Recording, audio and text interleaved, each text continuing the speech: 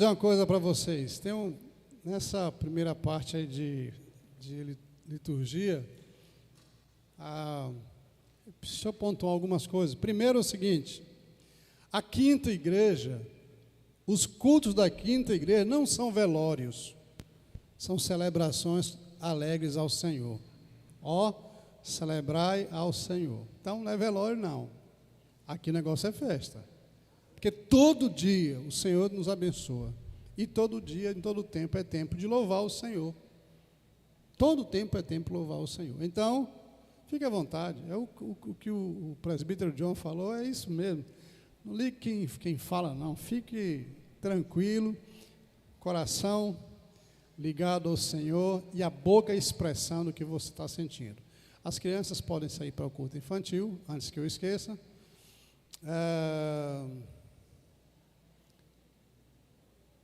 Segunda coisa que eu queria pontuar.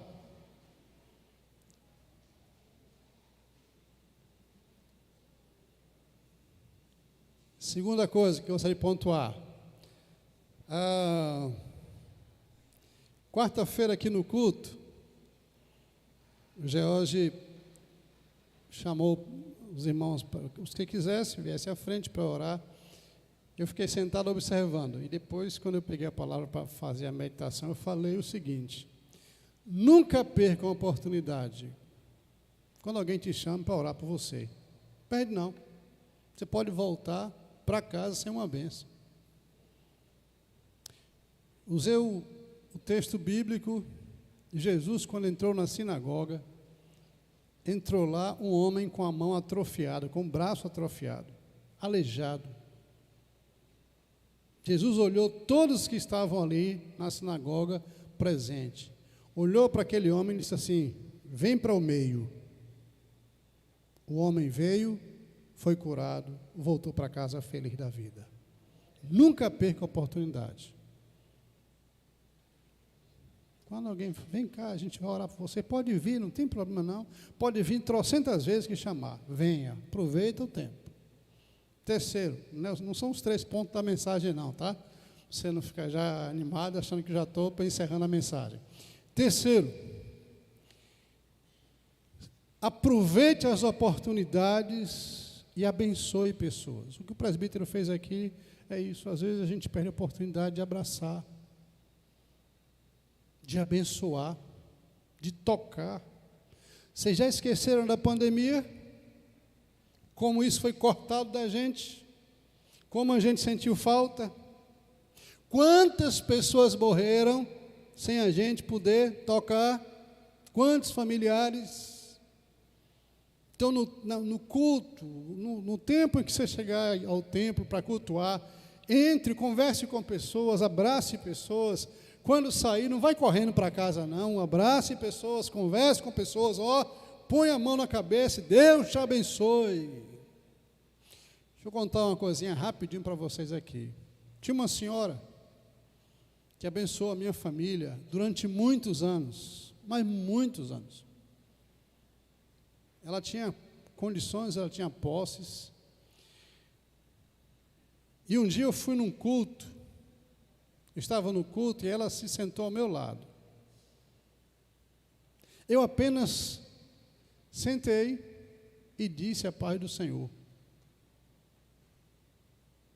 Voltei para casa e aquele negócio ficou na minha cabeça. Falei, puxa vida, tanto tempo que eu não vejo irmã fulana, eu fui muito frio, fui muito resumido com ela. Naquela semana a irmã faleceu.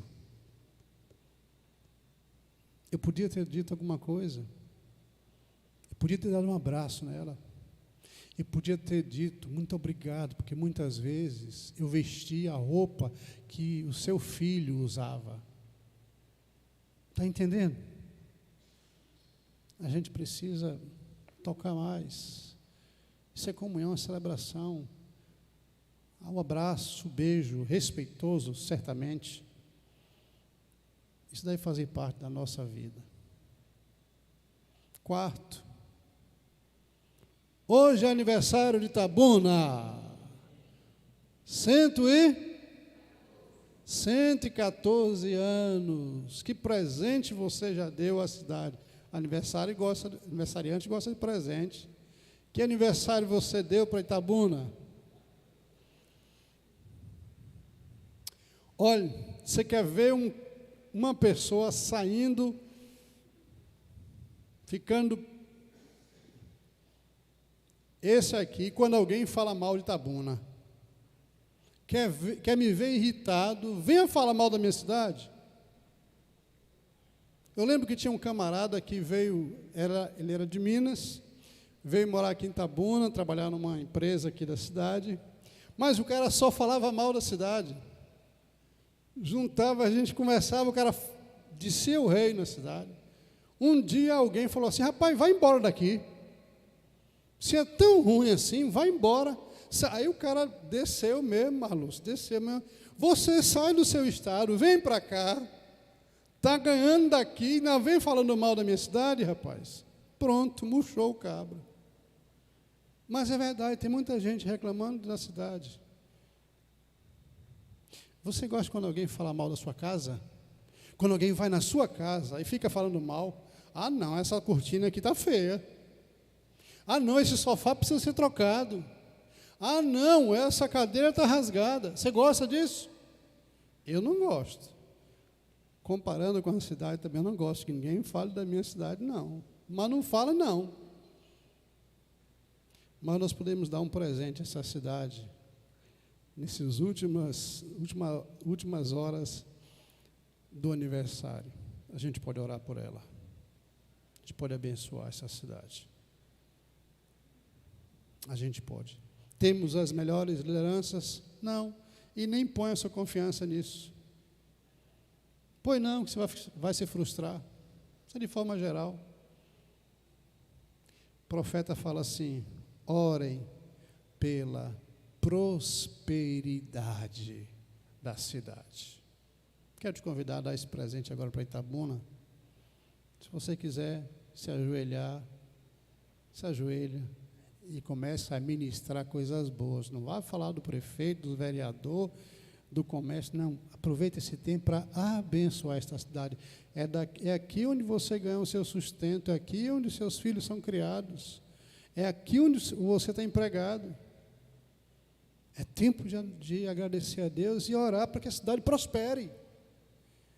O profeta fala, se vocês orarem pela cidade, ela vai prosperar e vocês também vão prosperar. Olha o segredo aí.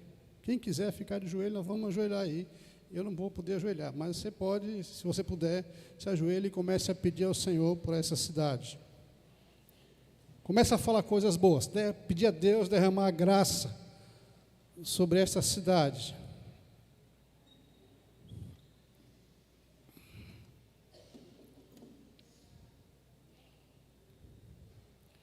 Abra a boca e fala para o Senhor, orai pela paz, pela prosperidade da cidade. É obrigação nossa, nós não podemos ficar falando mal.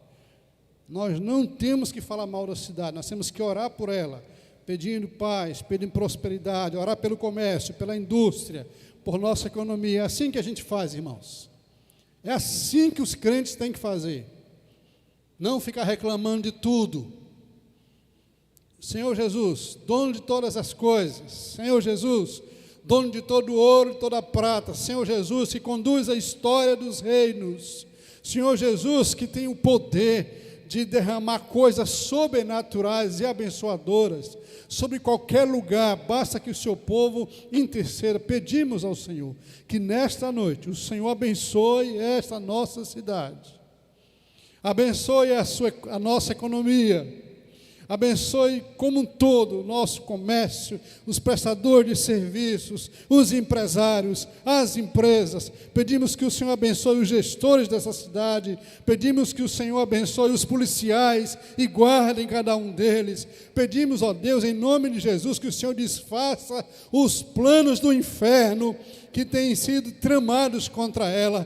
Pedimos ao Senhor que o Senhor frustre os planos dos homens maus que estão presos, mas que ainda assim ordenam para que coisas más aconteçam na nossa cidade. Nós clamamos a Ti por Itabuna, e que o Senhor nos dê dias felizes, dias prósperos, porque na prosperidade, na felicidade desta cidade, nós também teremos prosperidade e dias felizes. Oramos e usamos o nome de Jesus. Amém. Amém. Pode sentar, irmão. Deus abençoe.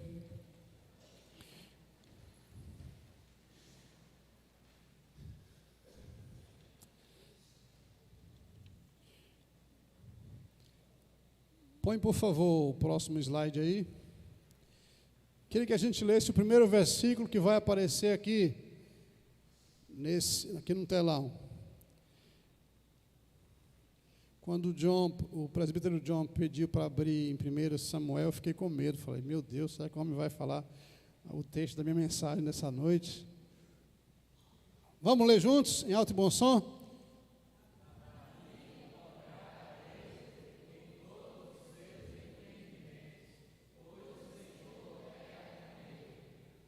Amém? Dá para a gente melhorar, não dá? O frio também mexe nas nossas cordas vocais, né? Vamos falar mais forte então? Davi lograva. Por quê? Amém. Quem quer, segura aí. Quem quer prosperidade, levanta a mão.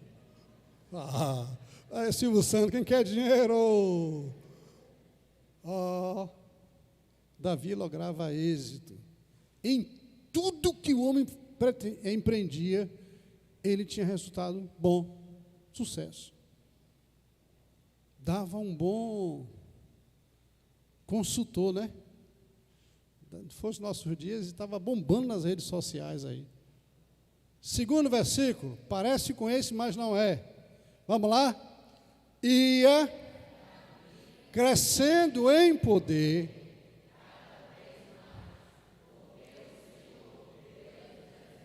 Era com ele. De novo. Ia.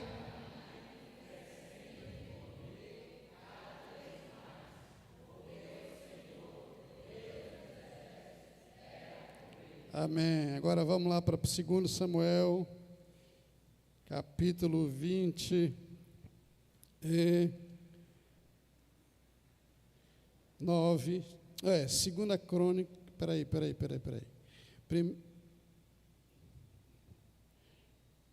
Segunda Crônicas 29. Segundo livro de Crônicas 29. Davi ia crescendo. O homem foi. Tudo que o homem fazia, fluía. Dava certo. Agora vamos lá para 2 Crônicas 29, somente a primeira parte deste versículo. 2 Crônica não, gente, é 1 Crônicas. Daqui até meia-noite eu acerto o texto aqui. 1 Crônicas 29. Pronto, esse aqui está certo já. 1 Crônicas 29 é apenas a primeira parte. 29 é o verso 28. 1 Crônicas 29, 28. Diz assim o texto: morreu Davi em ditosa velhice, cheio de dias, riquezas e glórias. Enquanto estava vivendo, foi empreendendo. Deus o abençoava, dava-lhe o sucesso. Mas um dia o homem morreu. E morreu cheio de dias, de velhice, já velho, 70 anos. A Bíblia tem um negócio, eu não quero só 70 não, eu quero um pouquinho mais do que isso aí. Quem está com 70 já está no lucro, né? Mas com certeza está querendo viver um pouco mais. O texto diz que Davi morreu em ditosa velhice, cheio de dias e também de riquezas e glórias. Amém, amém. Você, por acaso,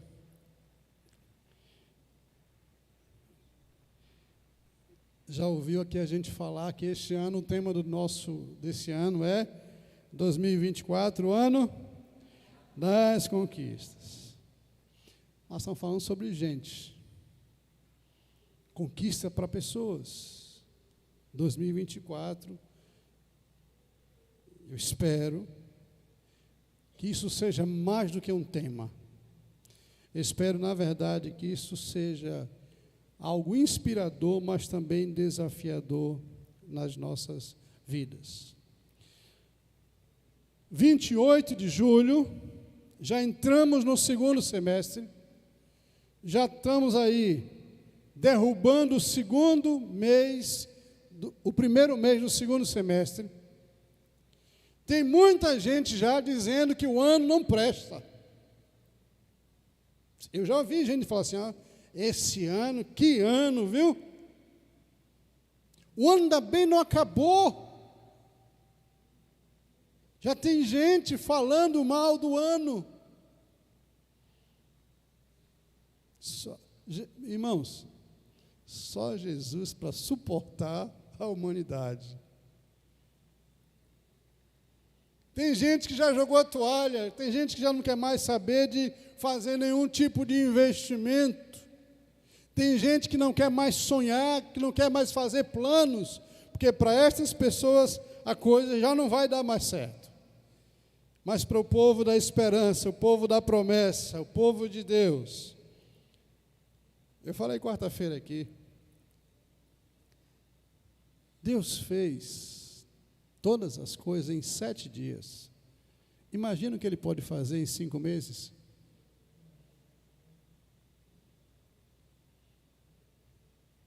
Se tudo que existe no mundo visível e invisível foi criado pela voz de Deus em 7 dias, imagine o que pode acontecer em 5 meses, daqui até dezembro. Então, ânimo, gente.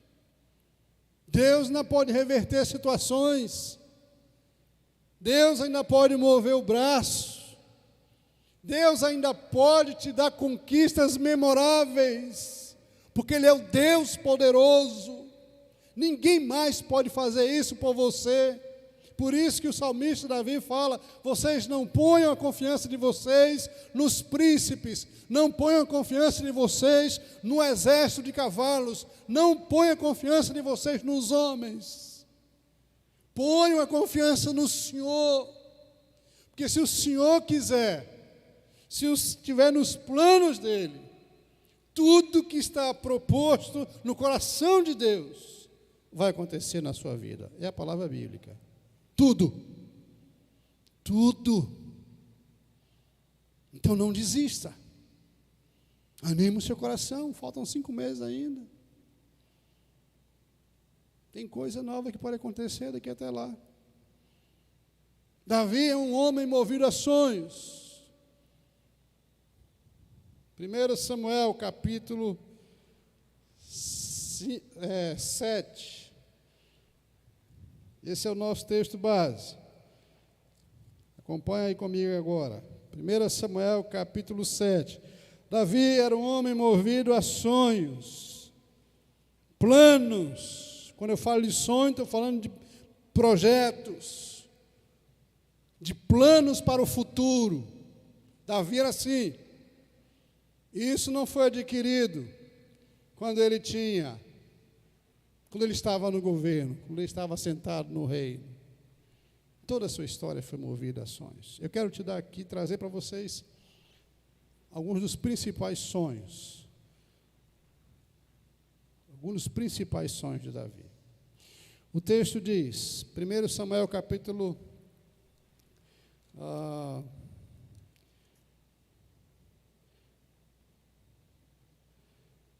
Gente, hoje eu estou perdido aqui. É a prática de pregar. 2 Samuel, capítulo 7. Passa só algumas folhas aí. 2 Samuel, capítulo 7. Nós vamos ler até o verso 12. Fique em pé um pouquinho para você acordar, para não dormir.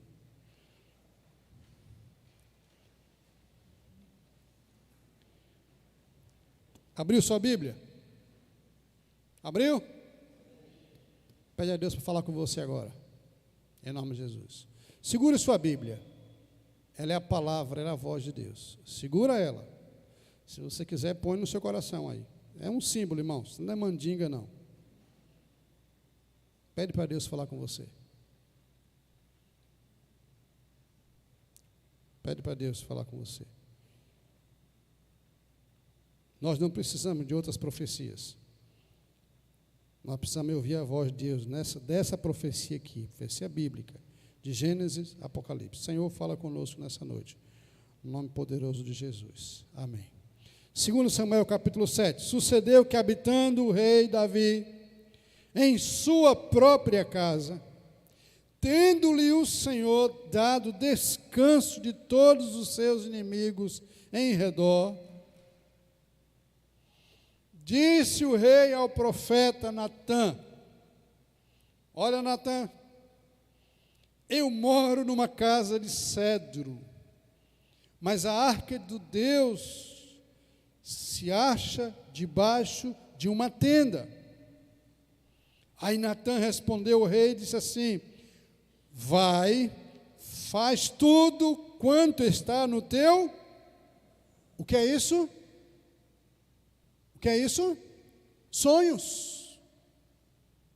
Faz conforme tudo está no teu coração. Porque o Senhor é contigo. Que palavra encorajadora.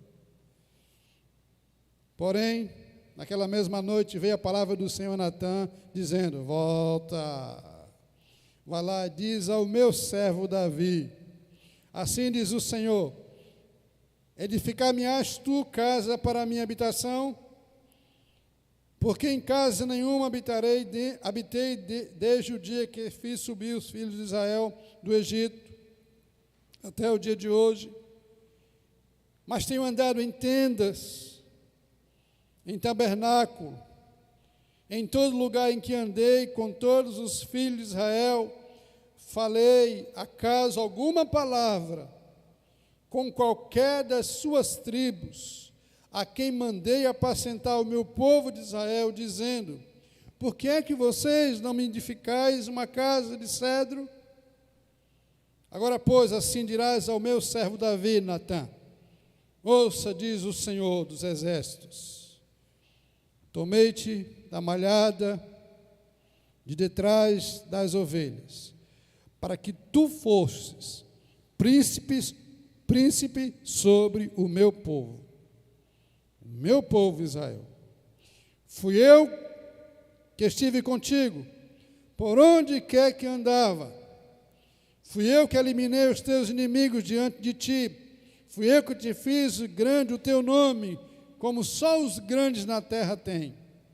Fui eu quem preparei lugar para o meu povo, para Israel. Fui eu que o plantarei, para que habite no seu lugar, e não mais seja perturbado, e jamais os filhos da perversidade o aflijam, como antes. Desde o dia em que mandei que houvesse juízo sobre o meu povo de Israel, dar-te-ei, porém, descanso de todos os teus inimigos. Também o Senhor te faz saber, Davi, disse Natã, o Senhor te fará sucessor, quando os teus dias se cumprirem e descansarem com os teus pais. Então eu farei levantar depois de ti o teu descendente, que procederá de ti, e estabelecerei o seu trono. Amém. Pode sentar. Davi, um homem movido a sonhos, propósitos. Deus te deu uma vida. Tenha você 10, 15, 50, 70, 80 anos. A vida que você tem foi Deus que te deu, e não te deu à toa, porque Ele tem um propósito para você. Você precisa entender esse negócio. Você precisa entender isso. Não estamos aqui de passagem. Nós estamos vivos porque Deus tem um propósito. Mas tem muita gente que só fica nessa primeira parte. Deus tem um propósito, Deus tem um propósito, e não se mobiliza a pensar na vida, a planejar a vida, vive a vida toda sem sonhos, sem projetos de vida. Volta e meia eu gosto de perguntar a algumas pessoas: e aí, quantos anos você tem? Eu tenho 20. O que é que você pretende fazer na vida? Não sei não. Caramba! 20 anos, não sabe o que é da vida ainda? É dureza. Eu estou pensando em fazer tal curso. Tá, e por que não fez ainda? Está perdendo tempo. Aí os filhos das trevas estão avançando, estão ocupando os primeiros lugares, e os filhos da luz para trás, porque só estão na primeira parte. Deus tem um plano, sim, e quais são os seus? Quais são os seus sonhos? Davi era um homem assim, movido a sonhos, e isso começou lá atrás, lá no deserto de Israel. Eu quero pontuar rapidamente quais eram os sonhos de Davi, para você entender. Primeiro, eu quero dizer que Davi se parecia muito com a gente.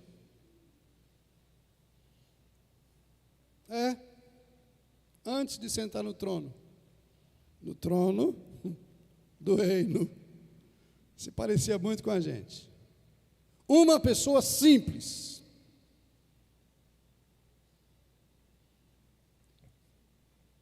Hoje já não.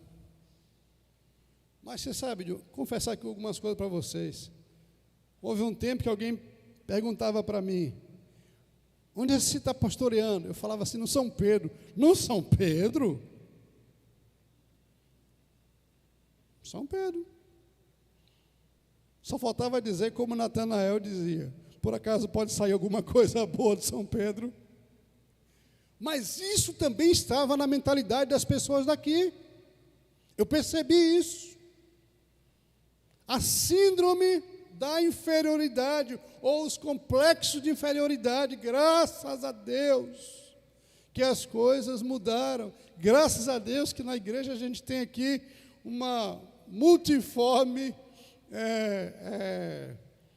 lista de profissionais. Graças a Deus, isso é a graça do Senhor. Davi era de família simples. Presta atenção aqui para você entender o negócio.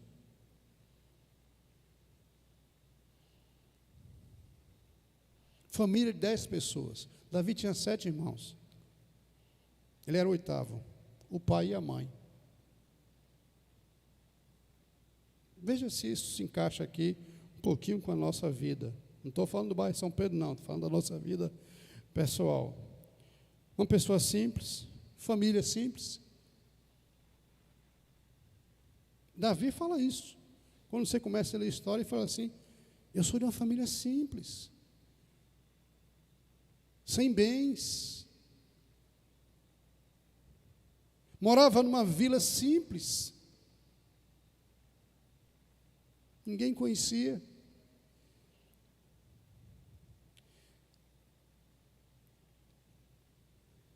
Rejeitado.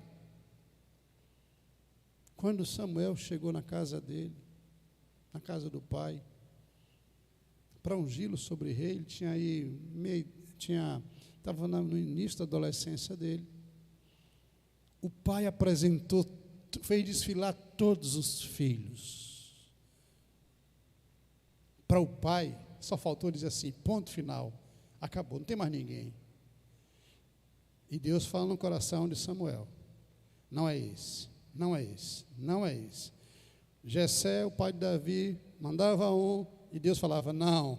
O outro, 7.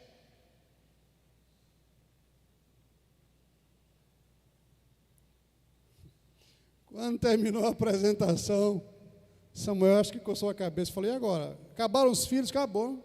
Então eu bati na porta errada. Deus errou o endereço. Não. Ô Jessé, não tem mais ninguém? Tem um que está lá no meio das ovelhas, um fedorento animais. O menino que comia, que morava praticamente no deserto, cuidando dos animais. Família simples, desprezado, malquisto, não era motivo de orgulho. O orgulho de Jessé era Eliabe, era Abinadab, que eram soldados. Mas Davi era um Zé Ninguém. Essa história parece um pouco com a gente. Ele não era de família nobre, não era motivo de orgulho para o seu pai, era tratado com indiferença. Tem um ainda aí que está lá, indiferença. Mas foi lá no deserto, onde Davi experimentou. Quando ele chega para casa, para a ceia, com o profeta Samuel. Irmãos, a gente tem família, a gente dá para imaginar o burburinho dentro de casa. Por que ele? Mas eu sou experiente, eu sou um soldado, mas esse aí, quem é ele? E Davi tinha problemas, ou os irmãos de Davi tinham problemas gravíssimos de relacionamento com ele. Gravíssimos. Davi era odiado. Presta atenção, Davi declara isso. Lá o texto bíblico declara isso. Davi era insuportável para a família dele. Mas foi lá no deserto que Davi começou a gerar os seus sonhos. O primeiro sonho de Davi era ser rei de Israel. Primeiro sonho dele. Chegou lá? Chegou lá? Por que chegou lá? O versículo que a gente leu no início, porque o Senhor era com ele. O que é que a gente aprende com isso? A gente pode, Deus nos dá o direito da gente sonhar. Graças a Deus por isso, que a gente pode fazer planos. Nem todos os planos, nem todos os sonhos estão alinhados à vontade de Deus. E quando não é da vontade de Deus, Deus fecha a porta. Mas não foi o caso de Davi. Conseguiu, irmãos. O texto que o John leu, está aqui, John, no meu rascunho aqui. Esse encontro de Davi com Mical. Davi tinha consciência no coração. Esse texto é joia, é joia. Deixa eu te falar aqui, ó. Mical não era crente não, viu? Mical não servia a Deus não, viu? Interessante, rapaz, você está trazido isso aí. Essa semana eu estou escrevendo um texto, a síndrome de Mical. Não sei quando é que a gente vai conversar sobre isso. A síndrome de Mical. Porque Mical não aguenta ver Davi louvando a Deus. Você já teve gente assim que não aguenta te ver feliz perto de você? Davi estava feliz demais. Quando chega em casa, ele pulando, celebrando no meio do povo. Segunda vez, gente. A primeira vez, tudo deu errado, porque ele mudou o protocolo. Está lembrado, não está? Ele queria trazer a arca para Jerusalém. Aí fez um carro novo, bonito. Não era para botar em carro, era para trazer no ombro. Ele mudou o protocolo, ou seja, nem tudo que a gente faz também no culto agrada ao Senhor. Mudou o protocolo. Deus disse, não é assim não. A arca tombou para cair, 2 caras foram correr lá para pegar, morreram ali queimados. Davi se culpou. 20 anos depois, a arca ficou na casa de alguém, e a arca lá, essa pessoa prosperava. Aí Davi agora é instruído a fazer a coisa da forma correta, e quando vem trazendo, faz uma festa, os sacerdotes caminhavam, me parece que eram 7 passos, e adoravam a Deus. Mais 7 passos, adoravam a Deus. Davi estava feliz demais, e o povo celebrando, cantando, pulando. E a mulher de Davi, a filha de Saul, a miserável, incrédula, da janela só de olho. Aquela mulher era diabólica, tal qual Saul. Preste atenção que você vai ver os mesmos sinais. Saul era endemoniado, gente.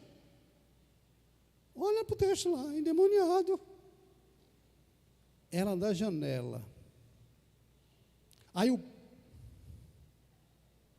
o rei vai abençoar todas as famílias. Ô, irmãos, o rei vem encerrando a festa, abençoar a família de Noádia, agora vem a família de John, e vai abençoando, e vai abençoando. Aí o rei, quando vai para casa, para abençoar a sua casa, recebe uma dessa. Seu sem vergonha, que coisa ridícula, você seminu, dançando, pulando, como um vagabundo. Essa é a expressão literal, você está se portando como um vagabundo. Irmãos, a mulher perdeu o respeito do marido, ao rei e ao pastor dela, e ao sacerdote, e ao profeta. 5 coisas que Davi era. Língua miserável. Só endemoniada mesmo para fazer um negócio desse. Aí Davi se prepara durante 15 anos. 15 anos. Vai para o exército, se alista no exército. Pega a expertise. Se torna um dos grandes guerreiros, o principal general de Israel. Davi saía para as guerras, vencia milhares de milhares. Saul saía, vencia só 1 milhar. Quando Davi voltava, o povo celebrava. Parece coisa de família, de menino emburrado mesmo. Saul venceu 1.000, Davi venceu 10.000. O Saul não gostou daquela história. Diz o texto que o coração do homem começou a ferver. Com 30 anos, depois da morte de Saul, Davi se assenta no trono. 15 anos, em cerca de 15 anos, se preparando para assumir o trono. Os sonhos lá de trás, conseguiu chegar lá. Vida profissional. Vida profissional. Sucesso na vida profissional. Por quê? Porque Deus era com ele. Mas também por quê? Porque o homem se propôs a se preparar. Não vai cair do céu. Prosperidade não cai do céu. Ou você vai estudar, ou então vai ficar aí do mesmo jeito. E no meu tempo, nosso tempo aí, tem muita gente aqui. O nosso pai dizia assim: se não estudar, vai ser o quê? Vocês falando é melhor, porque aí o microfone não capta, né? Se eu falar, vai sair. Quem não estuda vai ser o quê? É isso, mas tinha um segundo profissional aí. Quem não estuda vai ser o quê?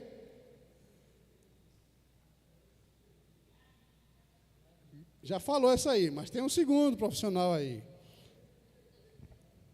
Não, ajudante de pedreiro, não. Quem vai sentado, dando uma chicotada. Era isso ou não era, quer dizer? Quem não estudar vai ser carroceiro. Primeiro que você não encontra carroceiro hoje. Tem mais não, acabou, está praticamente extinto isso aí. O gari, se ele não estudar, ele não passa no concurso. E agora? Os nossos pais queimaram a língua. Ô, irmão, tem que estudar, hein? Tem que se preparar. Capacitar. Está assim de cursos aí, ó. Assim de cursos gratuitos. Gratuitos, 0800. Não fique colocando a culpa no governo. Culpe-se da sua preguiça, da sua inércia, da sua falta de criatividade, do seu comodismo. Porque esse tempo, essa geração, tem coisas que a gente não teve. Irmãos. Segundo sonho de Davi, eu tenho que correr agora. O homem queria casar. Eu falei para vocês quarta-feira, quem quer casar, vem para o culto domingo. Não foi isso que eu falei quarta-feira aqui, mas eu não vou arrumar casamento para ninguém, não.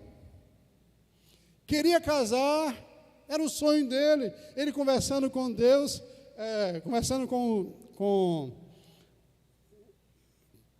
os líderes de Israel, ele falou assim: Deus me deu muitos filhos. Era o sonho dele ter muitos filhos. Mas tem um especial, Salomão. Na época da transição, Davi tinha sonho de casar.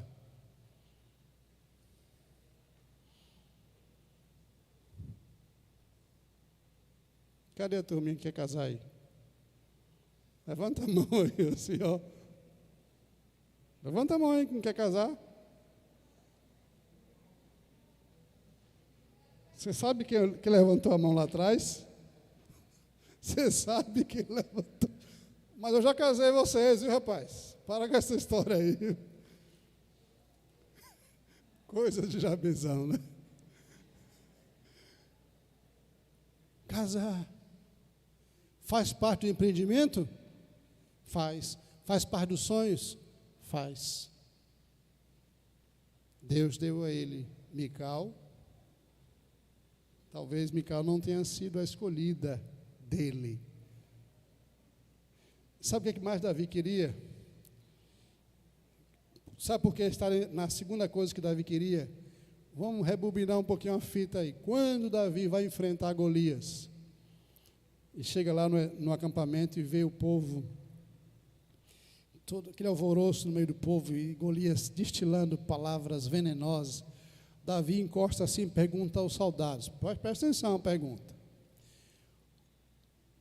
o que é que aquele que vai derrotar o gigante vai ganhar? Qual é o prêmio? Presta atenção. Ele era adolescente ainda. O que é que o rei vai dar a quem derrubar aquele gigante, matar aquele gigante? Aí 3 respostas vieram. Primeiro, o rei vai dar muitas riquezas. Oba! Segundo, vai dar filha para casar. Oba! Terceiro, vai ter isenção de impostos. Oba! 3 coisas boas, gente. Está lá o texto lá. De Golias, as 3 coisas. Aí ele falou assim: agora eu vou, já sei qual é a recompensa. Vou ser genro do rei. Gente, eu estou falando a Bíblia para vocês. Davi falou: eu sou o genro do rei agora. Já pensou? Cadê? Deixa eu ver se tem algum jovem que ainda não casou, homem que ainda não casou aqui. Deixa eu passar os olhos aqui. Os homens já casaram tudo? Só as mulheres estão ficando para trás? Vinícius! Salvou a pátria aí, Vinícius. Agora, eu não sei com quem eu vou comparar você. Ser com a filha do prefeito da cidade ou a filha do presidente. Agora você vai escolher com quem você quer casar. Porque essa foi a proposta. Vai ganhar filha como presente. Escolha aí, viu? Se quiser informações, tem gente aqui da igreja que pode dar mais algumas informações. Davi queria casar. Casou? Casou. Eu anotei. Me parece que foram, não aqui hoje, acho que foi 7 mulheres, 7 esposas. Naquela época era permitido. Teve muitos filhos. Casou. Terceiro sonho de Davi: conquistar Jerusalém e estabilizar o reino. O reino estava dividido, o reino do norte, o reino do sul, era uma bagunça geral. Davi estava lá no meio daquele movimento todo. Ele falou: eu quero conquistar Jerusalém. Os moradores de Jerusalém, chamaram Jebus, diziam assim: todo mundo tentou, ninguém entrou aqui, e não é você que vai conseguir. Daqui de cima, do alto, a gente derruba com pedras todos os que tentarem invadir e tomar Jerusalém. Davi olhou assim: Jerusalém é o lugar ideal, é no alto, de lá eu vou conseguir reinar de forma muito mais prática. Eu vou ter uma visão panorâmica. Conquistou Jerusalém? Conquistou. E Jerusalém passou a ser chamada cidade de Davi. Terceiro sonho realizado. Mas o homem era movido a sonhos, gente. Tinha um quarto sonho. Não era divorciar de Bical, não. Quarto sonho era construir um palácio para Deus. Aqui a gente chega no texto. Um dia Davi estava no palácio, já a idade, talvez aí 60 e alguma coisa, recebe a visita de Natã, profeta, e numa conversa informal, Davi expressou o desejo, falou: Natã, eu moro numa casa de cedro, eu moro num palácio. Deus me deu isso. É o meu sonho.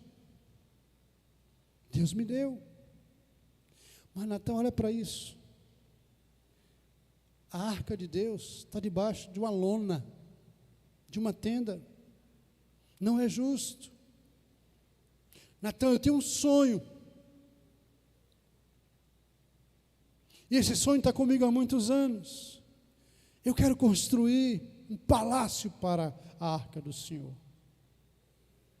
Aí Natã fala assim: ô rei, que coisa bonita. Pode fazer, comece a fazer. Faz tudo o que tiver no seu coração, porque Deus vai te abençoar. Deus já tem te abençoado. Olha a sua história. Olha o que Deus já fez por você. Olha quantos sonhos Ele já realizou.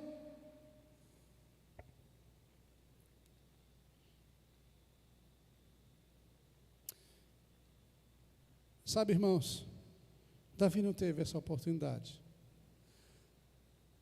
Porque Deus vai e fala para ele assim: não, Davi, apesar de ser um sonho, apesar de eu ficar muito feliz com isso, mas você foi um homem de guerra, derramou muito sangue, mas o meu plano para a casa, para o palácio, será feita pelo seu filho. Aí Davi vai aqui no versículo adiante, ele fala assim: quem sou eu, Senhor? Qual é a minha casa? O Senhor já me abençoou tanto desde lá do deserto. O Senhor me tirou do meio das ovelhas para ser príncipe do seu povo. O Senhor tem andado comigo, o Senhor tem me dado sucesso em toda a minha trajetória de vida. Quem sou eu, Senhor? E agora, como se isso fosse pouco, o Senhor ainda faz promessa para o futuro da minha família. O Senhor está dizendo que vai abençoar o meu filho, e será o meu filho que vai conseguir construir o templo. Bendito seja o nome do Senhor. O homem não ficou frustrado, porque ele sabia que alguém da sua família era quem ia construir o templo. Aí Davi se mobiliza. Eu quero te convidar a depois ler em Crônicas o trabalho de Davi, a partir do capítulo 22, ele começa a separar madeira, prego, ferro, tudo do bom e do melhor para o Senhor, porque aquele era um sonho no coração dele, aquilo era algo que estava plantado no coração dele, era sinal de gratidão a Deus por tudo que Deus tinha feito. Muitas vezes nós não agimos assim. Deus vem nos abençoando em toda a nossa história, mas nós continuamos apegados à miséria do dinheiro.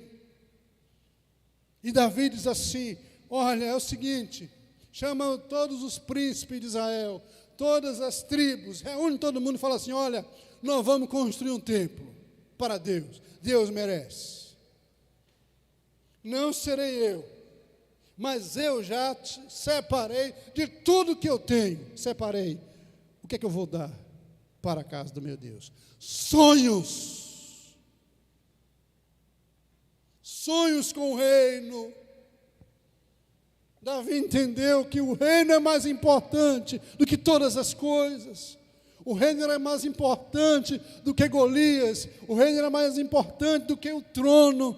O reino era mais importante que todas as coisas. Ele queria mostrar gratidão a Deus por tudo que ele tinha, que Deus tinha feito por ele, irmãos. Sabe, uma das coisas que tem me doído a alma é quando eu vejo pessoas que Deus tem abençoado, abençoado, abençoado, abençoado. E quando chegam lá, viram as costas para Deus.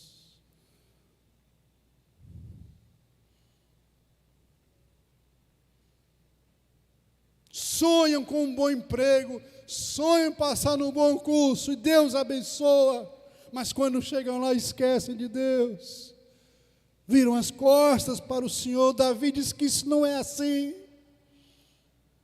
Ele diz que Deus planta os sonhos no nosso coração e abençoa os nossos planos, os planos do povo de Deus. Só irão ser bem-sucedidos, só terão a companhia do Senhor aprovando, se a gente resolver andar com o Senhor.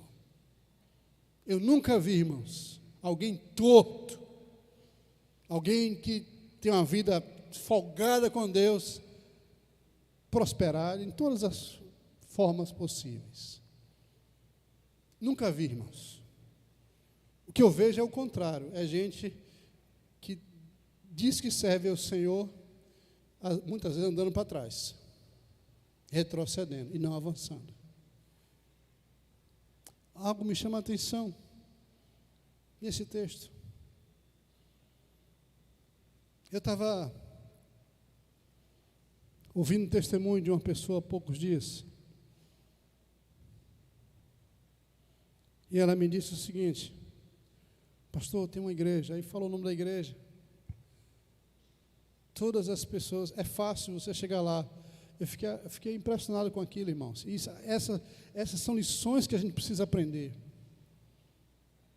Observe que o texto fala aqui, Deus diz assim: vai e fala ao meu servo. Vai, conversa com Davi, meu servo. Preste atenção que eu vou dizer para você. Não importa o grau de prosperidade que Deus te der, você deve continuar sendo servo. Servo. Davi não deixou o trono subir a cabeça. Ele continuava sendo servo. Ele entendeu isso. Eu sou um servo, eu sou o rei, mas sou um servo. Aí a pessoa contava para mim: pastor, a igreja lá, você vai encontrar alguém por trás de uma câmera, transmitindo o culto na igreja. Presta atenção, que isso é muito bom para você entender e aprender. Lá na igreja, lá ela é grande, uma igreja que bem estruturada. Eu cheguei lá e fiquei impressionado, porque a pessoa que estava por trás da câmera, filmando o culto, era um juiz da cidade. Servo. Não importa o título, ele era servo. O prefeito da cidade, ele precisa ser servo. Se ele for um crente, servo. O presidente, se ele for um cristão, ele tem que ser servo. No meio da igreja, todo mundo é servo.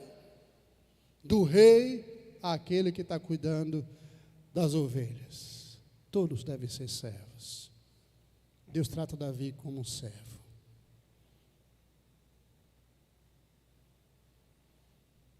Quando a gente consegue entender esses princípios, a gente vai entender por que Deus abençoou a vida do homem lá.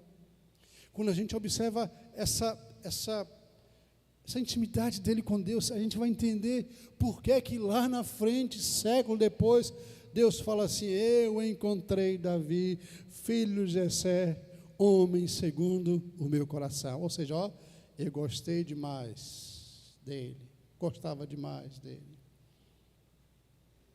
E Deus fez promessas. Se cumpriu em Salomão. E a mais preciosa das promessas se cumpriu em Jesus, filho de Davi, descendente de Davi. Filho de Davi não é um título não, gente. É da linhagem, a família é a mesma família que chega cá e encontra Davi lá atrás, chega aqui e encontra Jesus. Que bênção, que bênção, que bênção. Davi era um movido a sonhos, mas ele entendeu que a vida dele precisava andar com o Senhor. Era o mais importante para ele, viver com Deus. Você já teve essa alegria de vivenciar os salmos? Vivenciar, ler, não apenas como um, mas você entrar nos salmos. Aí você vai perceber a intimidade que ele tinha com Deus, o relacionamento dele. Eu amo os salmos por isso, porque não é poesia, gente. São histórias que a gente passa. É história que a gente passa. Está lá, o repleto lá. Quando eu clamei ao meu Deus, Ele me ouviu. Clamou e aflito o Senhor. Quem nunca passou por isso? Fui moço, sou velho, nunca vi um justo desamparado. São coisas do nosso dia a dia. Davi era um movido a sonhos. E quero perguntar quais são os seus sonhos. Quais os seus sonhos para a sua vida?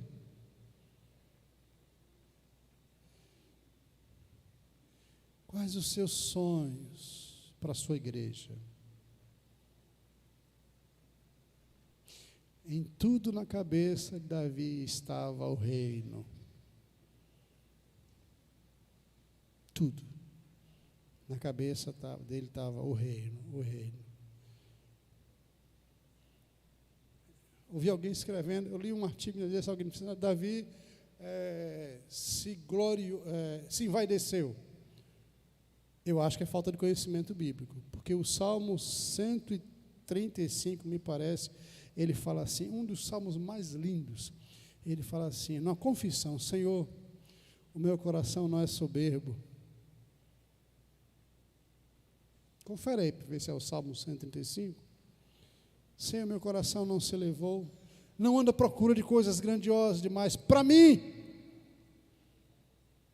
eu fiz sossegar e calar a minha alma, como uma criança se aquieta nos braços da sua mãe.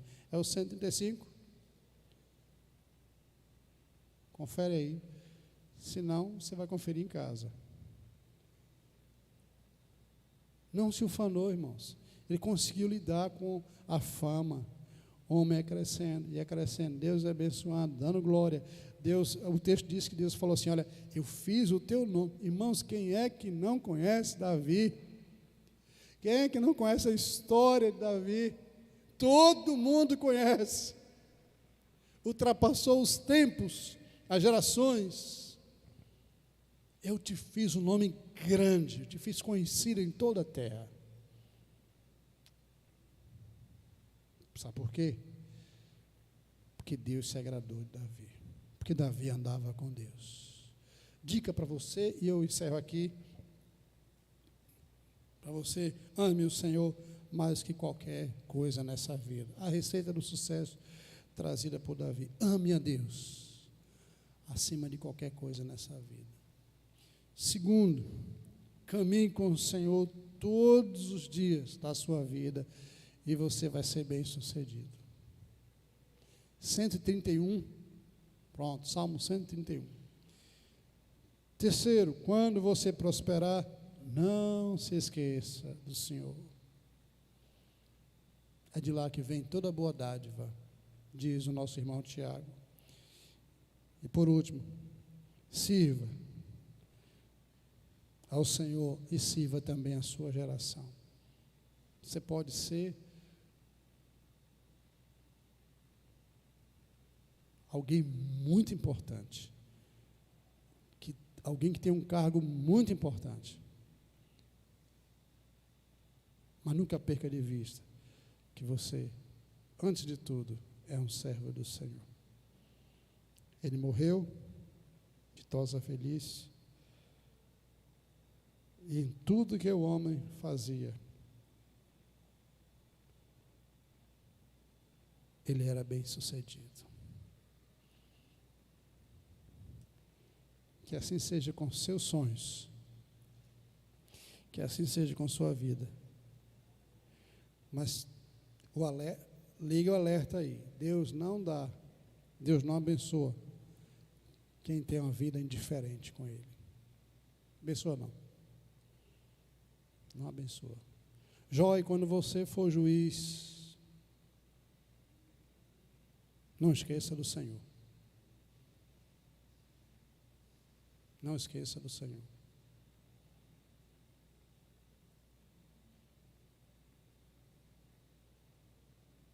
Vamos ficar em pé?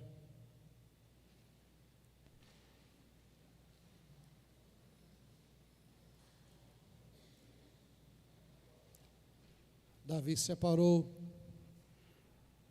dos seus bens que possuía. Ele diz assim: porque eu amo a casa do meu Deus, eu já separei das minhas posses pessoais. Eu quero te convidar a você também fazer isso nessa noite. Separar.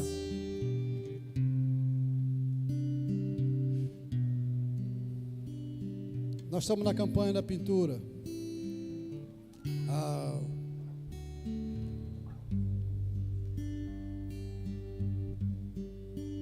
A gente precisa